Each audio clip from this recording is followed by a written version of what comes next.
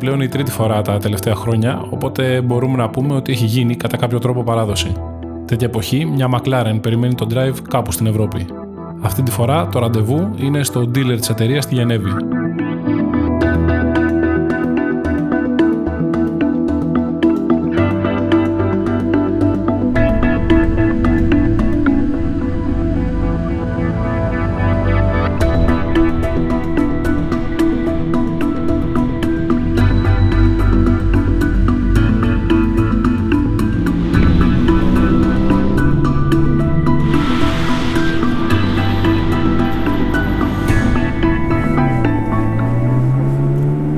Όταν έχεις ένα τέτοιο αυτοκίνητο, χρειάζεσαι έναν ωραίο δρόμο, αστυνομία με κατανόηση και καλό καιρό. Και επειδή στη Γενέβη και στην Ελβετία γενικότερα με την αστυνομία και με τον καιρό θα έχουμε ένα θέμα, η ασφαλής επιλογή είναι να κινηθούμε νότια.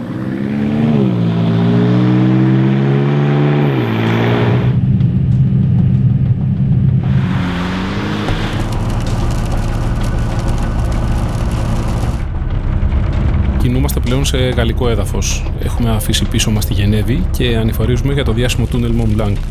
Ξεκίνησε να φτιάχνει το 1957 και τελείωσε το 1965. Έχει μήκος σχεδόν 12 χιλιόμετρα και ενώνει τη Γαλλία με την Ιταλία.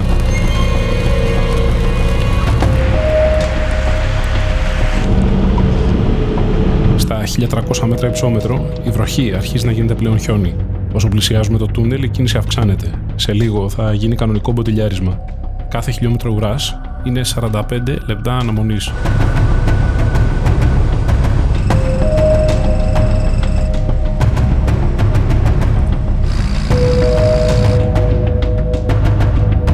Όταν ταξιδεύεις με ένα αυτοκίνητο, και ειδικά με ένα τέτοιο αυτοκίνητο, και κυρίως όταν το παρκάρεις το βράδυ κάτω από το δωμάτιό σου, δεν είσαι μαζί του και το βλέπεις αλλιώς.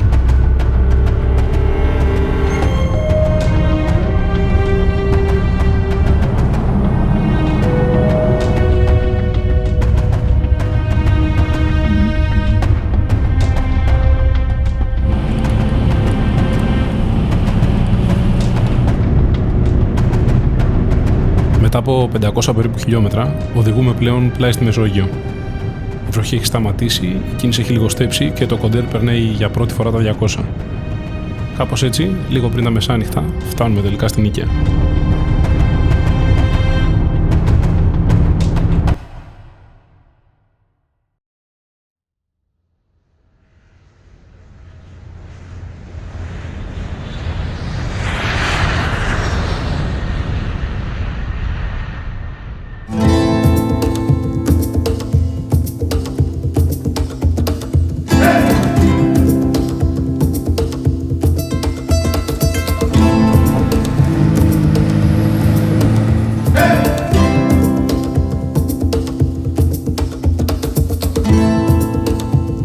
Τα μοντέλα της McLaren χωρίζονται σε τρεις κατηγορίες. Η Ultimate, όπου ανήκει η P1, η Super, στην οποία κατατάσσεται η 650 και η 675, και η σειρά Sport.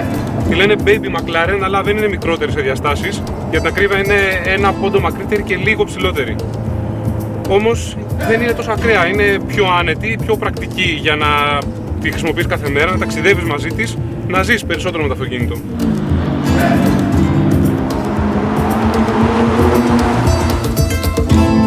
Έχουν μελετήσει την αεροδυναμική συμπεριφορά κάθε επιφάνειας στο μέγιστο βαθμό. Το εμπρός μέρος έχει ένα προτεταμένο κεντρικό σημείο μέγιστης πίεσης, το οποίο διαχωρίζει τον αέρα σε 4 κανάλια, μέσα από τους εμπρός αεραγωγούς, κάτω και πάνω από το αυτοκίνητο. Η μάρκα δεν έχει δεύτερο κινητήρα, για την ώρα τουλάχιστον. Σε όλα τα μοντέλα χρησιμοποιούν παραλλαγές του ίδιου μπλοκ V8. Στην 570S τα σωθικά του είναι διαφορετικά σε σχέση με την 650 σε ποσοστό 30%. Βγάζει 570 άλογα στις 7400 και 61,2 κιλά ροπή σταθερά από τις 5 έως τις 6.000. Η ανάρτηση αποτελείται φυσικά από διπλά ψαλίδια σε κάθε γωνιά. Η 570 δεν έχει το ενεργό υδραυλικό σύστημα της 650, δεν θέτει όμως και αυτή τον υδραυλικό μηχανισμό που σηκώνει τη μούρη 4 εκατοστά για να έχει το κεφάλι σου ίσχυρο στα σαμαράκια. Το σασί είναι το δεύτερης γενιάς carbon monocoque της McLaren, το οποίο η εταιρεία ονομάζει μόνο L2. Ζυγίζει μόλις 75 κιλά και είναι 25% πιο άκαμπτο σε σχέση με ένα αντίστοιχο αλουμινένιο. Η Η ίδια η McLaren δίνει ιδιαίτερη έμφαση στο πιο πολυτελές, άνετο και πρακτικό εσωτερικό. Διαθέτει υποτηρωθήκη, ντουλαπάκι συνοδηγού και θήκες για μικροπράγματα στις πόρτες, οι οποίες μάλιστα κλείνουν για να μην σκορπίσουν όλα στον δρόμο, διότι οι πόρτες, όπως σε κάθε McLaren, είναι διεδρικές και ανοίγουν προς τα πάνω. Εύλογα θα αναρωτιέστε τι μας έπιασε τώρα και ασχολούμαστε με πεζά πράγματα. Όμως είναι ακριβώς αυτά που διαφοροποιούν τις Sport Series από την υπόλοιπη γκάμα, περισσότερο ενδεχομένως και από τις τεχνικές προδιαγραφές.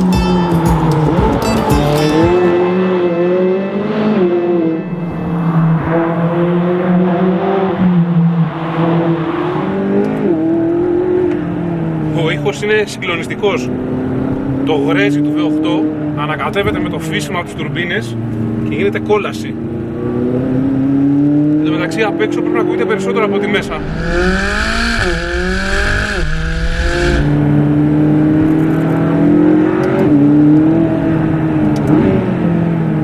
Τα φρένα είναι κεραμικά, έχουν απίστευτη δύναμη. Η αίσθηση είναι σαν να ξύνει σίδερο με σίδερο. Και στο αυτί και στο πόδι.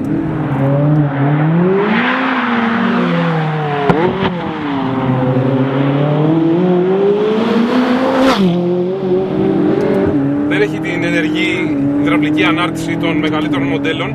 Έχει κανονικά ελαττήρια και τις τριπτικές. Και για μένα νομίζω είναι η καλύτερη McLaren, τουλάχιστον για το δρόμο. Έχει συνολικά πιο μηχανική αίσθηση.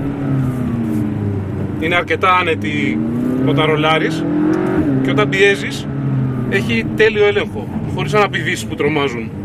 Και άσφαλτος εδώ πάνω δεν είναι χαλή.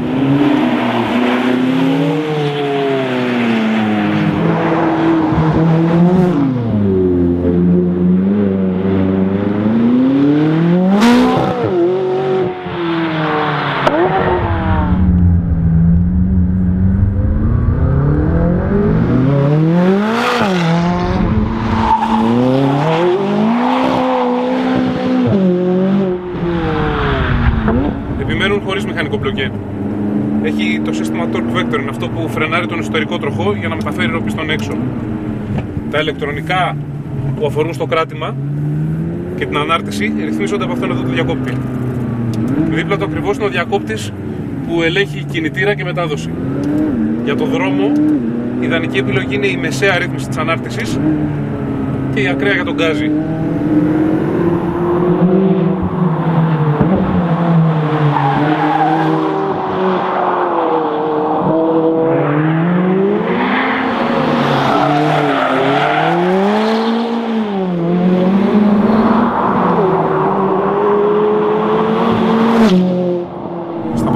Είναι φιάλτης, έχει δύναμη να ξεκολλήσει με τρίτη, με τέταρτη. Νομίζω αυτό το στροφόμετρο σε μπάρα που εμφανίζεται μόλις επιλέξεις το πρόγραμμα track, μόνο στην πίστα στην εθνική θα το δεις να γεμίζει.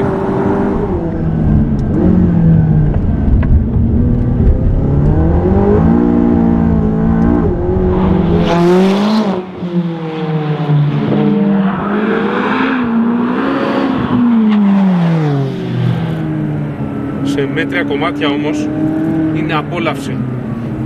Δεν έχει τη μονοδιάστατη συμπεριφορά και την απόλυτη αίσθηση κρατήματος της 911 που εν τέλει σε κάνει επιβάτη. Αυτή είναι εδώ την οδηγείς. Έχει φοβερό τιμόνι, άμεσο, ακριβές. Μπορείς να πιέσεις πολύ τον μπροστινό, να προκαλέσεις την ουρά και να παίξεις με το ζύγισμα.